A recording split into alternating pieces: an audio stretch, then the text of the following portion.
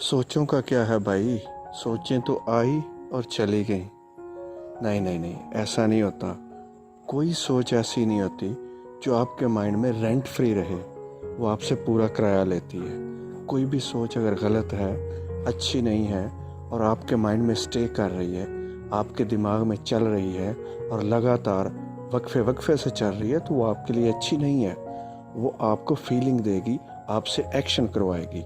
तो हमेशा अपनी सोचों से ख़बरदार रहें, और जब भी आपको लगे कि कोई सोच आपके म्यार के मुताबिक नहीं है, अच्छी सोच नहीं है, उसको बदल के उसकी जगह पे अच्छी सोच रखने की प्रैक्टिस करते रहें। मिसाल के तौर पे आपके माइंड में सोच आ रही है किसी प्रॉब्लम के बारे में, और उस प्रॉब्लम का आपके पास कोई हल भी नहीं है, तो क्यों अपनी एनर्जी उस पर वेस्ट करें। उसकी जगह पे अपनी लाइफ में जो शुक्रगुजारी वाली चीज़ें हैं, जो नेमतें आपकी लाइफ में आपको बहुत खुश करती हैं, उन पे तवज्जो रखें, उन पे माइंड को भरें, उनको अपने माइंड में अपनाएं, ताकि आपको ज़्यादा से ज़्यादा उनका फ़ायदा हो।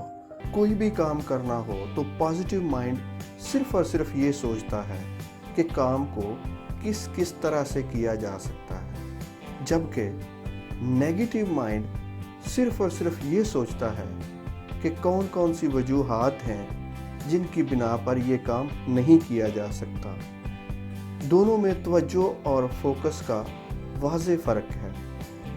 पॉजिटिव माइंड सिर्फ सलूशन पर ही अपनी तवज्जो और फोकस को रखता है, जबकि नेगेटिव माइंड प्रॉब्लम्स पर ही परेशान होता रहता है।